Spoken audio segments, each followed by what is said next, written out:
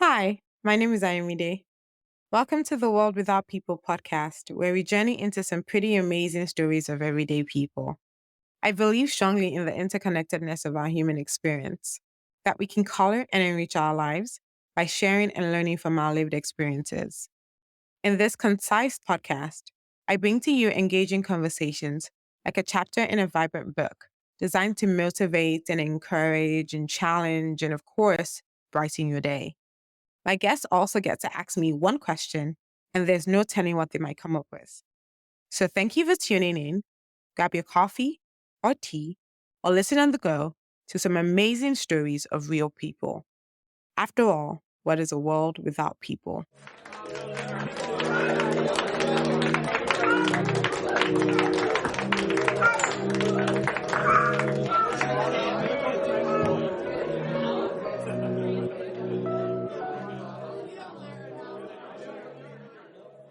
Welcome to another episode of the World Without People podcast. My name is Ayomide, and I'm so excited for you to be joining me today. I have a very interesting guest with me who I've known for a very long time. My guest today is Kayode Adegbola. Thank you so much, Kayode, for joining me.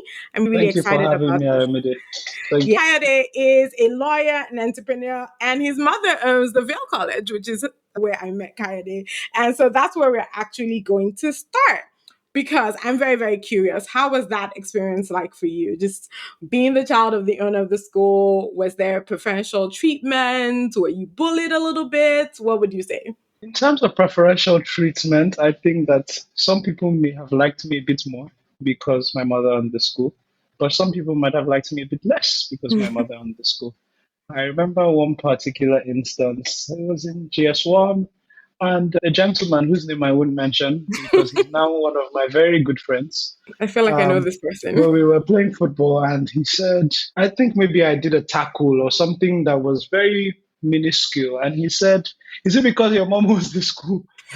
Because we were on the football field, I replied with something I'm not so proud to have said. But anyway, that is one instance that I remember. I don't particularly remember being bullied. I think people would have tried to be mean to me, but I fancy myself a charming person. And so I think that I was able to charm my way out of whatever could have resulted in situations. All right. If you look back, would you have wanted to go to another school? I don't think so. No. Okay, that's fair. Vail College was and is really a good school, so I think that that's fair. Okay, Kayode is also the grandson of Bola Ige, the late former governor of Oyo State and a federal minister of justice, I believe, who was Yes. a revered lawyer and politician, and who was assassinated in 2001. And so, how old were you when that happened? I was 11. Wow. Okay, so you have a good memory of that. Can you recall your first memory of your grandfather just as this person you loved, but also an important person? I don't remember my first memory of my grandfather, but I do have a few very good memories of him.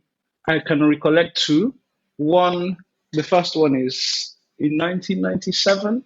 I was six, just about to turn seven. I had just had an emergency operation, an appendectomy, and my appendix had ruptured.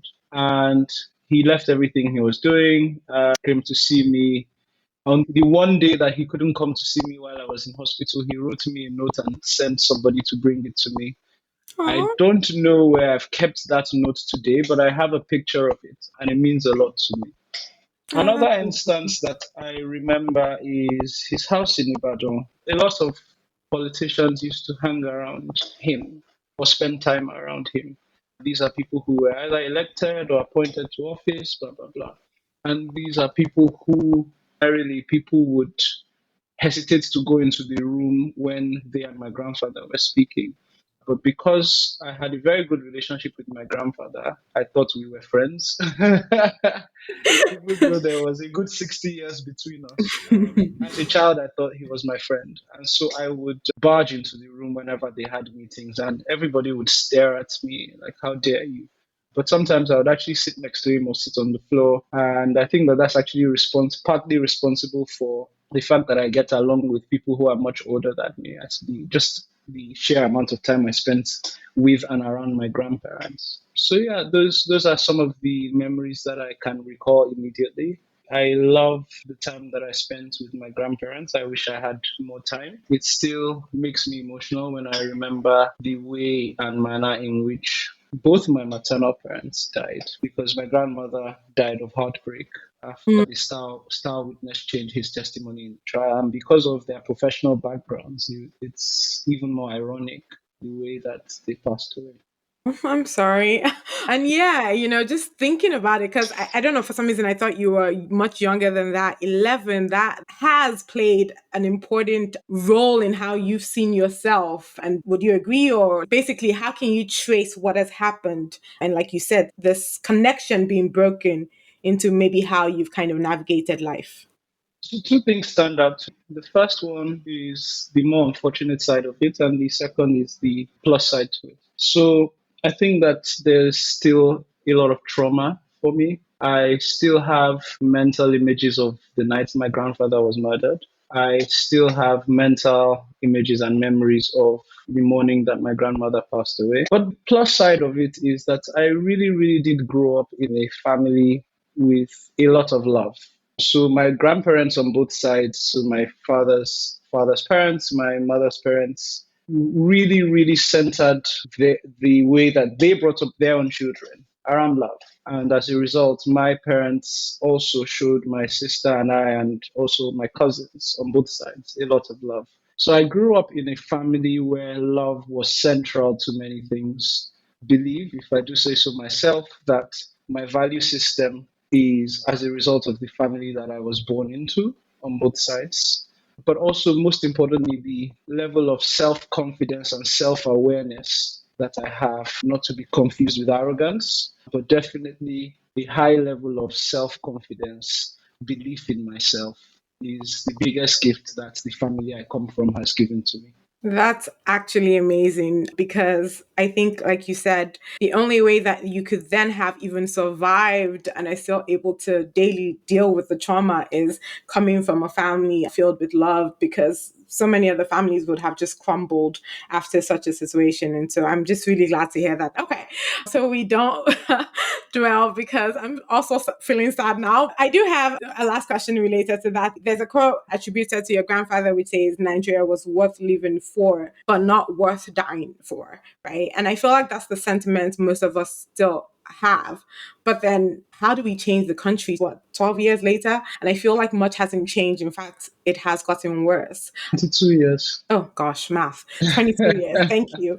So, what do we how do we change Nigeria? What will you say, or what will you say, maybe even from your grandfather's perspective, what would he think about the Nigeria of today and how we could change it? So I guess the first thing I'd say is that I wish that he was proven wrong by that quote. 22 years later, there has been no justice. If at the very least there's been justice, then maybe you would feel like it was worth dying for. At least he believed in a better Nigeria. He walked the talk towards a better Nigeria. But I remain optimistic about my country.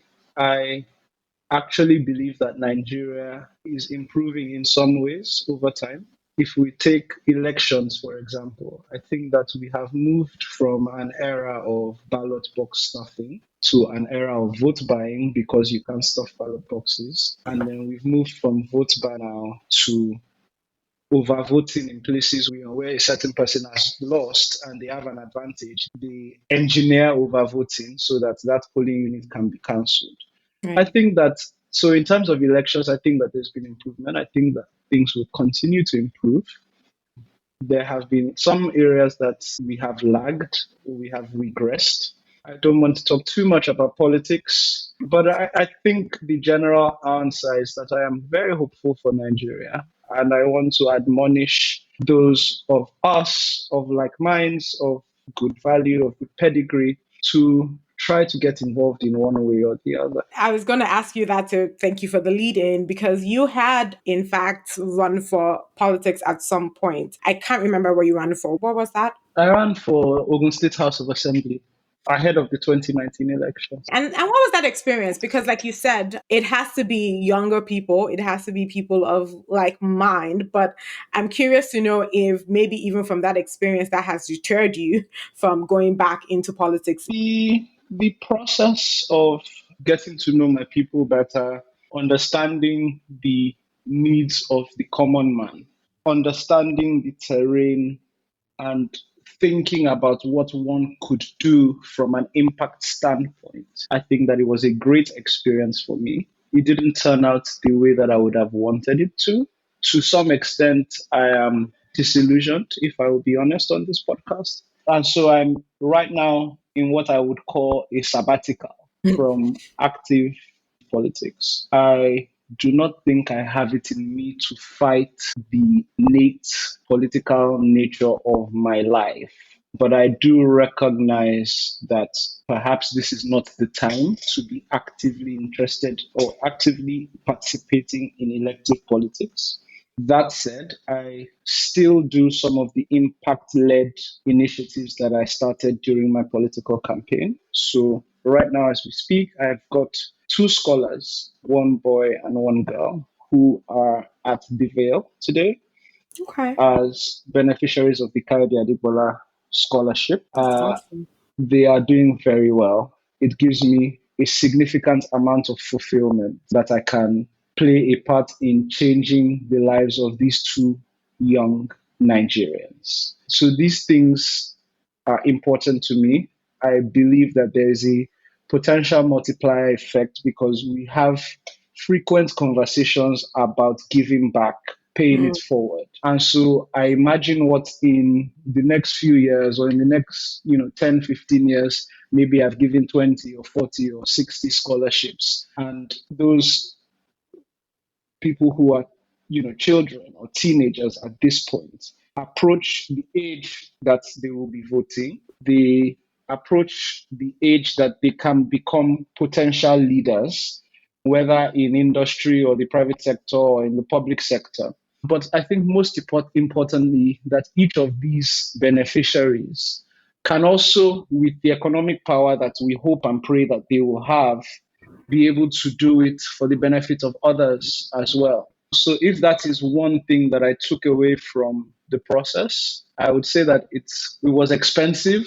It cost me a lot to get to the point where I realized that impact is impact, whether it's in or outside of office. But I think one day I will go back into politics. At the time that I ran, I did not have a wife, nor did I have a child. Now I Right. have a wife, I have a child. I care a bit more about my safety. I Right. care a bit more about building a trust fund for my daughter. I care a bit more about, I hate to say it using this word, but I think I'm a bit more selfish about myself and my family at this point. But I think that if I'm given a few years to, if I have the privilege of a few years to build a structure, put structure to my businesses and make sure that things are working and the companies can continue to make money and we can continue to look after my family, then maybe at that point I can go on another adventure into politics, hopefully this time more successfully. I love that you said it's an adventure. Is it possible to run a clean campaign in Nigeria? I'm hesitating because the answer that came to me is no. But I think that you can run a relatively clean campaign in that you are not killing people, you're not being violent. I believe today this is more a statement of fact than a statement of where my head or heart is at. That politics in Nigeria today still involves a lot of money, and therefore many people who get into office will be interested in recouping their investment in running for office. In my case, I was 27, about to be 28 years old when I attempted to run for office. I didn't have any money anyway, but I had plenty of loved ones, friends, family, friends that are in my age group, friends that were older. I had a lot of support. And so I think that in my case, I would not have really been looking for a return in that case. And Mm. it is also one of the reasons why I would like to have built my businesses to a certain point before going back into politics, because I think that a livelihood is very important so that you can retain your value system. That is exactly why I asked you that question, because I think that what I struggle with Nigeria politics is we wait for the person to come. We just wait for this person to announce that they want to become a politician, a governor, or this or that, instead of building like you were doing, like your family was doing and your friends were doing, and supporting you to say, hey, we know this young man, he's not in it for the money, right? This is about values, this is about impact. And I guess my question to you and that is, why do you think we're struggling to do that? I do not believe that the Nigerian political system is entirely bad. I, in fact, know that there are some young people in the system who have values, who have created for themselves or have had the help of the older generation to create opportunities for them to serve. There are people who are in my age group, and I'm 32. There are people who are older than me. There are people who are younger than me, who are chiefs of staff, deputy chiefs of staff, political or personal assistants, special advisors. So there are people of young age in different roles and also even in elective roles. So I actually believe that there is a new crop of leaders being built, but I think that there also needs to be some intentionality about how they develop and Right. grow in the system, because obviously it's very easy to then lose what you hold dear and just become like the system. But I definitely will not bash the political system to the extent of saying that there are no good people, or there are no young people, or there are no exposed people. That's absolutely untrue. Okay, all right, that's fair. I'm going to leave it alone because politics in Nigeria is really a tough nut to crack, in my opinion, anyways. But again, going back to legacy, right? So then you are a lawyer, a politician. Would you just say like it just seemed like the natural fit, or do you think you were, I don't want to say led or pushed, but were you doing what your young self looking back wanted to do? On the politics front, running for office has absolutely always been on my mind. And so, if anything, the easier thing to do would be not to go into politics. If you look at my parents, for example, my mother, I think, is still very scarred from the loss of her father, that she was very concerned that her only son was going into politics with the knowledge of the fact that his grandfather was politically assassinated. My father, on the other hand, does not particularly have an issue with me going into politics, but so for context, I ran for office. I attempted to run for office in the town that my paternal grandfather comes from or came from. It was, again, not an easy decision because I didn't grow up ever going there. My first visit there was for my paternal grandfather's funeral. My next visit there was on my own to go and register to become, at the time, a member of Action Congress, AC. So yeah, it was not an easy thing to do. My father he doesn't particularly go to the village in quotes. My mother is not very keen or was not very keen on me being in politics. So I think that that one was purely from a place of passion and interest. In terms of law, I won't lie to you and say that I dreamt of becoming a lawyer, but I will also be honest and say that my parents, nor anybody else in my family, did not force me to become a lawyer. The truth is that when I finished secondary school, it was time to go to university. That was the natural next step. And I did not know what I wanted to become.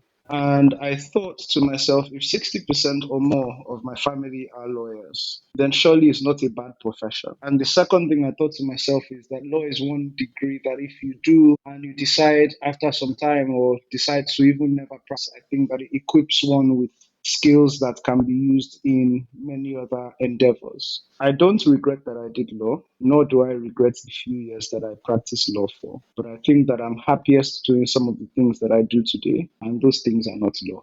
Yeah, definitely not law, which is the next conversation because in recent years, you've transitioned to being an avid art collector. I've seen some of your personal collection and they're exquisite, by the way. Thank But you. tell me, how did that transition occur? And then, yeah, talk about your other endeavors as well, I guess, before maybe that came about. Okay, so I will just, I guess, speak chronologically because chronologically it starts from the more boring things and has sort of moved. There's something in between that was very exciting. So at that point, you realize, but it really just the chronological order of my career so far started from boring or relatively boring to what I would say today is super exciting. So I started out as a lawyer, worked at Bola Ige and Co. And our practice at Bola Ige and Co. as a third generation law firm is primarily litigation. So I did litigation from when I finished law school until about 2014. I moved to Lagos from the Ibadan office of Bola Ige and Co. I moved to Lagos I had been offered a job at Ajumogobe and Okeke, which is a more commercial law firm. I spent 5 months at Ajumogobe and Okeke doing commercial law. I enjoyed the work, but in all honesty, I didn't like some of the people. I thought to myself, I'm not going to do this because it doesn't make me happy. And so I quit after 5 months with nothing in the pipeline. And I actually remember backdating my resignation letter because the month that it would have fallen was the month of my birthday. So I backdated my resignation letter by 2 weeks just so that even my birthday would not meet me working there. And I say this with a sense of responsibility. This is not in any way slander to that great law firm that gave me that opportunity. It just wasn't the right place or time for me. So I quit that and I had a year and a half of what I would call probably the lowest moments of my life. I won't be dramatic and say that I was depressed, but I will definitely say that it was a period in which I was deeply, deeply unhappy. And within that time, I had no work. I think that's the time that I would say that I was a big brat, big dependent brat, dependent on my parents. But I did a bit of interesting work around the 2015 campaign.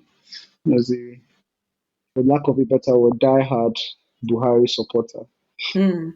or diehard APC supporter after the merger. And then in 2016, somebody who I respect very much, who is an older friend, brother, mentor, and many other great things to me, invited me to join him on an endeavor which I think was the most impactful work I've done in my life. So I was the second employee at what is called Lagos State Employment Trust Fund, which is a 25 billion naira fund that was set up to reduce unemployment numbers in Lagos. I say it was the most impactful work of my life because we lent money to thousands of businesses. Most of those businesses returned the money, but by the time they returned the money had significant impact on their business, on their turnover, on their profits, and their employment numbers. So that's the exciting part in the middle that I referred to. And then at the twilight of my time at LSETF, I got poached by a company called Gokada. I think primarily because of my law background, family background, and connections that I had, and the expansion of my network within government during my time as at LSETF made them believe, and I think rightly so, that I was a good candidate to be their Director of Government Relations and Regulatory Affairs. Did that for some time, and then I decided that I was going to set up my own advisory shop. And in that advisory shop, I advise startups on government relations and regulatory issues.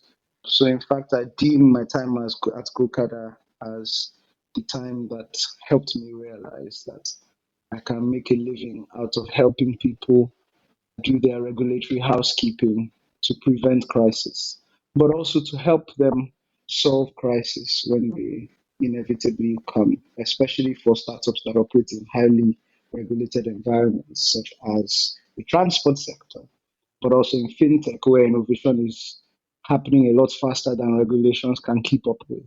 Right. So I've become known over time for assisting companies in different sectors, but also particularly in the transport sector, a little bit in the fintech sector as well. And we've done work in Nigeria, in Ghana, in Ethiopia. And so I'm proud of what we've been able to do with the company called Goulburn Road Advisory in helping startups prevent problems on the one hand, but solve problems on the other when it comes to government and regulations. That work is interesting. The good thing about it is it doesn't keep me super busy because if I have 3 or 4 clients who have one crisis every year, I can charge them crisis prices.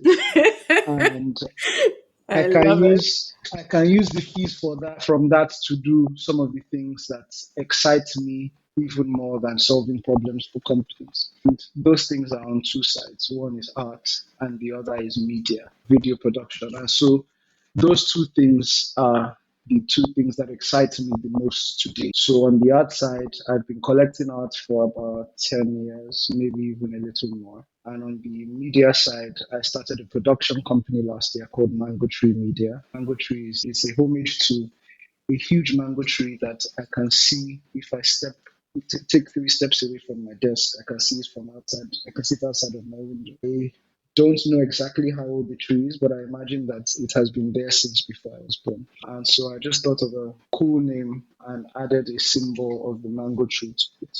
And so Mango Tree Media was born last year. Even though the original idea was to do a documentary on the Nigerian art scene, I have happened on production in reverse, really, because most people will set up a production company and then have ideas of what they wanted to do. I had an idea of doing a production, and I thought, hey, F it, let's set up a production company.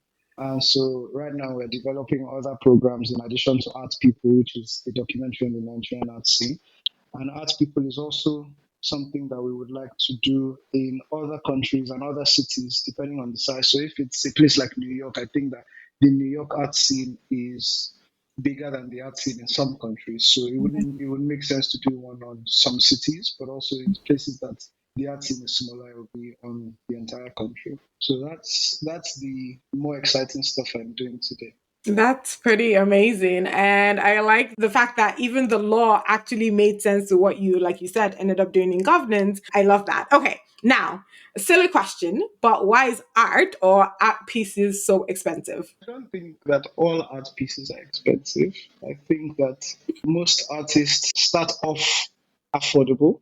As they progress in life, as their works join significant collections, whether private collections or institutional collections, as they attend residencies, as they travel more, as they get into fairs more, as they get represented by bigger and bigger galleries, the value of the art will inevitably grow. So there are people who specialize in or who tailor their collecting to artists of a certain age grade or artists of a certain accomplishment grade. There are even some people who will only collect the art of students. But there are also some people who want to collect the art of more established artists, artists who have proven themselves over time. So I think, like in everything else, there is a spectrum, there's a starting point, there's a peak. So yes, I think that maybe I've helped you debunk the myth about the value or the price of art. Oh no. I mean, because sometimes I be seeing like you just started. Like, why are you already charging like $500? But I What? mean, $500? I'm just saying, you just started. Like, I'm just saying, $500 is a lot of money. So guess what? If an artist sells a work to you at $500, that might be their only sale for the next 3 months, and so they survive on that $500 for 3 months. I Okay. don't think it's too heavy a price to pay. I think that if anything, it is supporting the career, the growth, the development of these artists. And the truth of the matter is, if that artist does well, then you have entered an investment in quotes at $500 and Mm. you could potentially exit at $500,000. Okay, we're going to talk about that because I do definitely want to talk about what you just said with investment. But quick question for you. The art world can sometimes feel very elitist. I personally, I just don't get the sense it brings people from all walks of life together, like music or like sports do. And so would you agree? And if so, what could change that? And if not, why do we perceive it as such? I want to say that I partially agree because, honestly, there's visual art for everybody.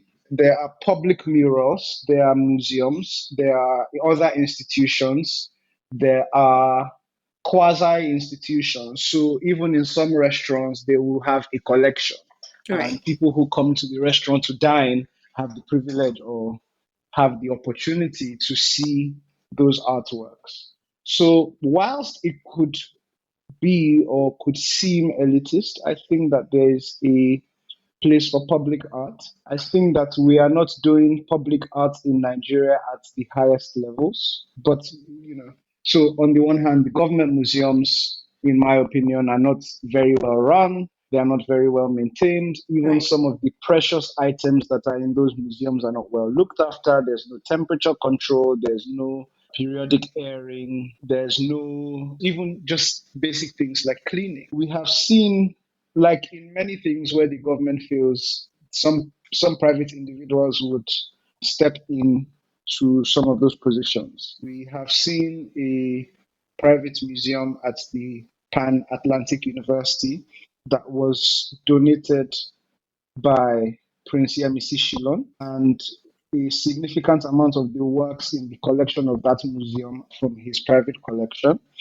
So I think there's still more to do in terms of private interventions in public art, but we must also recognize that the need for private interventions in public art is because the government has failed in terms of public art. So why I say that art can be elitist, but I don't necessarily agree that it is. The only truth is that it is elitist, is because there is place in the world for public art. So the sculptures you see at roundabouts, the famous three, I believe they are Kings. no, Right. sorry, they are Lagos white cap chiefs at Okay. the end of the Lagos Ibadan, the Lagos end of the Lagos Ibadan Expressway. All of that is public art, and it is available to everybody. One thing that I would say is that I think that Nigerian collectors, in the absence of a significant amount of public art or public showing of art, Nigerian collectors need to be a bit more cognizant about the fact that more people need to see their work. So I, for example, I loan works to friends, whether in their homes or their offices or in some of their institutions, like restaurants and other businesses like that, just so that more people can see stuff. They don't necessarily have to know that it has come from my collection, but it's, I think for me, it's just a way of, one, freeing up wall and storage space, but also two, allowing more people to enjoy some of the things that I have the benefit of enjoying. Just going back to the EMC Child Museum, it was a very, very long drive, but it was absolutely worth it. I can't remember the names of the artists that were on display the one time I did go there. And to your point, someone's private collection. But then it goes to the point, how would you encourage people to invest in art? Because I definitely question it. Sometimes it just, again, like I said, it seems a lot. It seems extravagant in that sense as well. So how would you encourage people to understand just the value in investing in art? My foray into collecting art was more from a place of passion. It was never really from a place of investment. I was probably 22 or 23 at the time. I wasn't thinking about investments. I was still collecting money from the bank of mommy and daddy. So it definitely wasn't from a place of investment. But the funny story about investment and art is that my job at the time was paying me maybe about 350,000 naira per month. And I was taking 150,000 naira per month out of that money to buy stocks and shares. And for me, it was a big sacrifice. I was trying to learn something that my dad had always encouraged me to do, which is to invest. But the shares tanked. Most of the shares that I had invested in tanked. I would say as both a feature of my lack of experience, but also a feature of our stock exchange. So I lost a bit of my meager investments at the time, and I decided I was going to liquidate what remained, and I used the proceeds of that liquidation to buy my first painting. But I will clarify and say that I bought my first painting really just for the sheer beauty of it. I wasn't really thinking about it as an investment. But I think that over the years and with my knowledge of the market, with some of the things that I've seen, witnessed, and even the value growth I've seen in some of the works that I collected earlier on, I am now cognizant of art as a store of value and as a way to grow wealth. The idea of art as an investment can sound a little sinister to people who are purist type collectors. I wouldn't deem myself to be purist. In fact, I think that what would be an honest thing to say is that right now I even straddle the I straddle the lines between being a collector and being a dealer because I, with the knowledge of the market for so many years, I can tell when I'm buying something at a good price Hmm. and what I could potentially resell it for.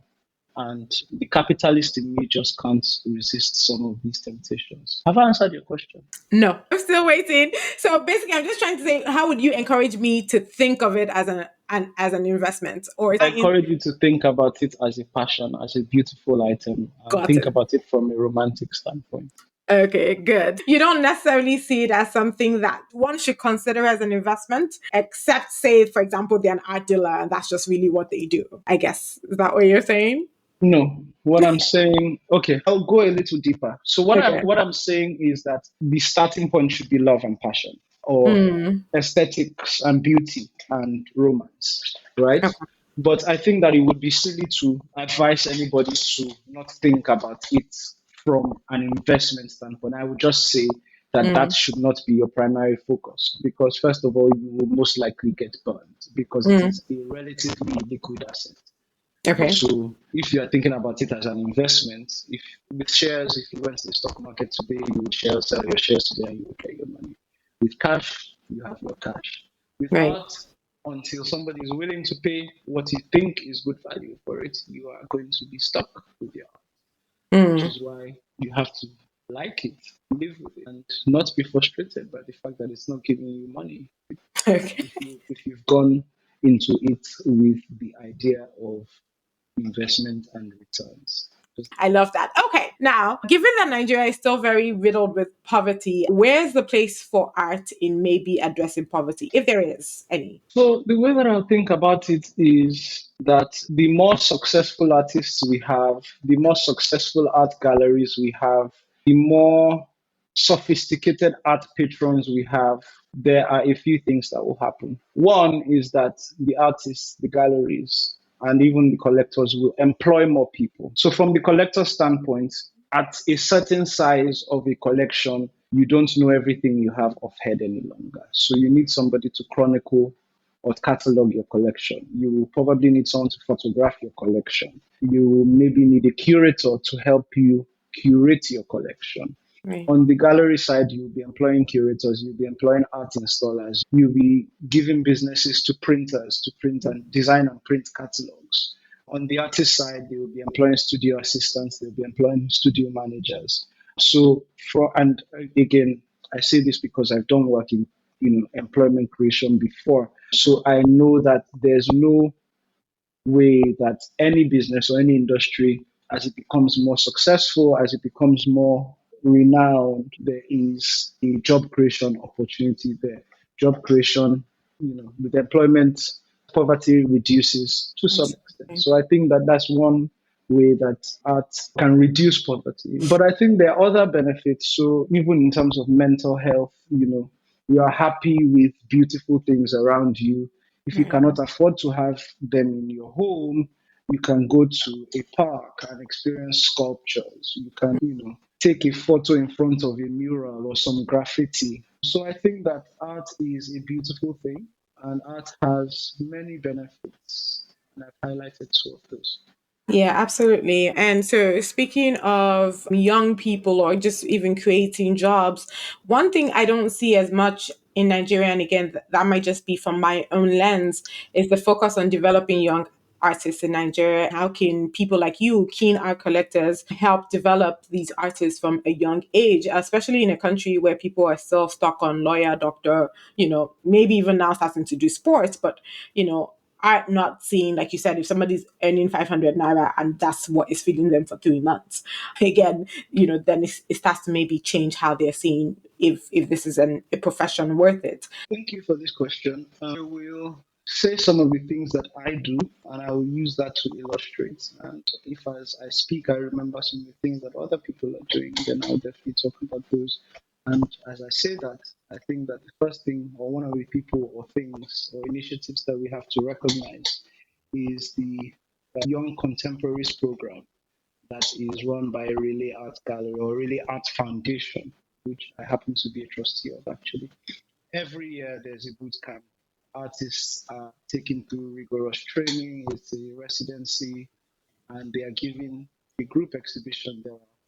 Some of them get signed to the gallery. And so what has happened is that those artists are discovered, developed, nurtured, trained, and they are helped to get exposure before being released into the art world. So I think that that's definitely one fantastic initiative. There are many people doing many different things that give to artists. I, in my case, one of the things that I try to do, even though I am very capitalist, one of the things that I try to do is when a young artist tells me a price for their work, especially when I can afford it, I try not to negotiate too much. I try to encourage them even more than anything else. I share their work with my friends. I encourage my friends to collect their work.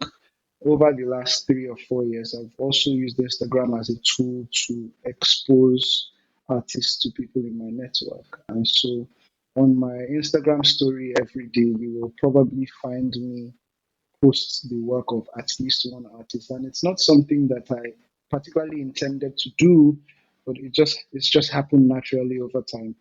And some of these things have developed into some of the things that I'm doing today. So I gave an artist, a very talented artist who graduated from Goldsmiths University last year, Cherry Aribisala. I gave her a friend of mine and I gave her a residency in December until January just to have studio space to create work and also did a private salon for her just so that her work can be exposed to some of the collectors in Lagos.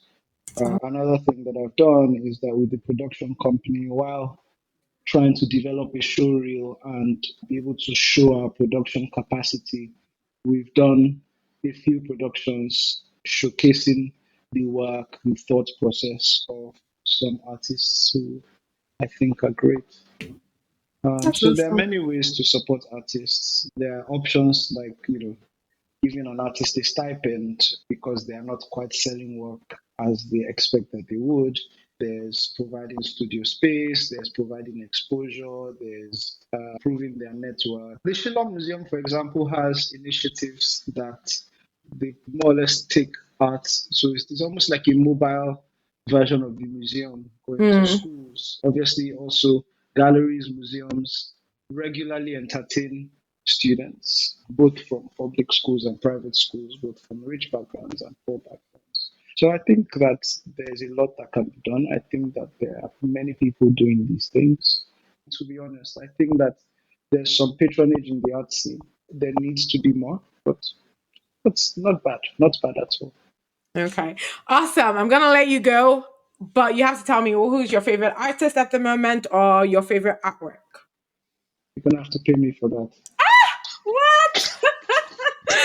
Okay, then let me say. Okay, you already mentioned one artist. I don't know that I heard her name. So that's your. Is that your favorite young artist at the moment? So let's do that one.